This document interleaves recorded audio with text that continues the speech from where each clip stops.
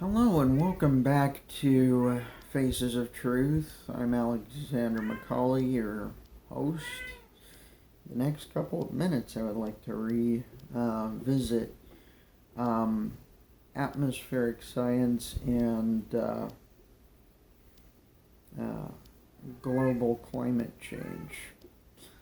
However, first, I would like to make a point that we continue to hear that 90% of scientists agree on global climate change.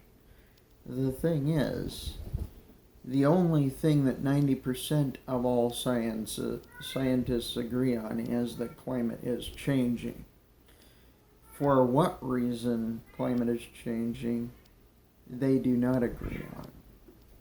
There are a certain 1% of all scientists that believe, or that would like us to believe, that we are damaging our environment. This is an assumption made off of distorted data. And when people start distorting data in this particular way, I call them scientific terrorists. Why? Because they are telling us inaccuracies, basing them on totally legitimate data. Our scientific community is governed by scientific terrorism nowadays. Conveniently twisted data to make us believe we're the sinners. Whereas there are multiple things happening that cause the change in our climate, and this terrorism is actually inciting we the people to kill our planet. They say that change is unhealthy for the planet. These 1% of scientific terrorists, that we are the prime sinners in this system, and that we have to stop the evolution of our planet Earth in order to save our civilization, save humanity. The thing is, the data points to the fact that we have to help our planet in this evolutionary process.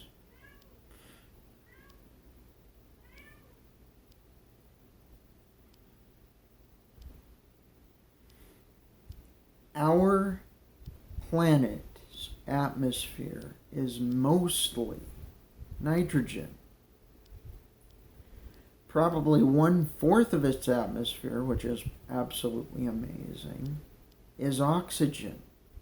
And then there's like a very tiny bit of carbon dioxide in the atmosphere.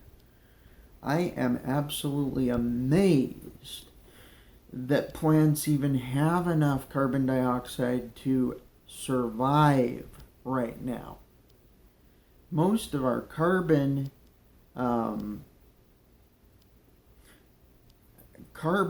compounds are locked up in oil deposits, coal deposits, and methane deposits on the ocean floor. Now, at one time, these were fluid within the environment. Our atmosphere had a lot more carbon dioxide in it. And this was around 65 million, well, according to geologic time, which I find very little inaccurate, but we'll get into that in another episode. Carbon dioxide levels were almost 10 times what they are nowadays. The average global temperature was much warmer. Plants could grow almost over the entire planet. Oxygen was at a higher level. Creatures, including insects, grew to a much larger size. All insects.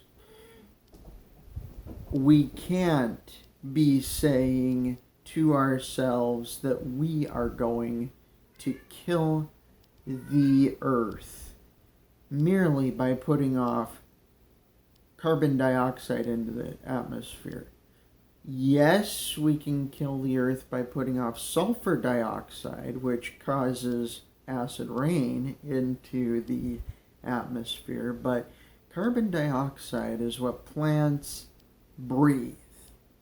They split the carbon and the oxygen and produce the oxygen we and all other life needs to breathe on Earth. The more carbon dioxide in the atmosphere, the more oxygen we have to breathe, and the more plantable, arable country, land we end up with. Yes, you're going to get a slight increase in ocean levels, but as the atmosphere thickens and the temperature rises, you're going to get more of that water getting put into circulation, collecting in the sky, and then misting over the landmass, causing deserts to once again be able to flourish. During the early reigns of the pharaohs, Egypt and the Sahara was actually rainforest. And this is a transformative period where we are getting out of an ice age. The desertification episodes always happen when the temperature goes down, not when it goes up. Even though in the deserts, after the temperature starts to warm up, they go through a transition period where the water has to start to evaporate into the atmosphere in order to get to them. After this cycle starts, though, they start to bloom, they start to be able to sustain their inhabitants once again. More carbon dioxide, more plants, more oxygen. More oxygen, more animal life. More animal life, more ability to sustain itself. Let's not believe the 1% of scientific terrorists who peg us with the destruction of our world. Let's believe the data and the facts, which state that carbon dioxide is the breath of life for plants. That water evaporates when the temperature goes up, and that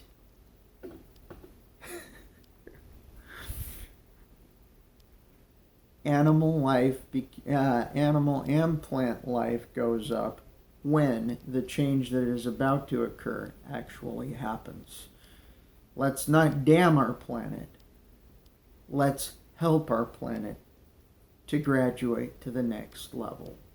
Thank you. If you enjoyed this presentation, please like, subscribe, and comment. Appreciate it. Bye.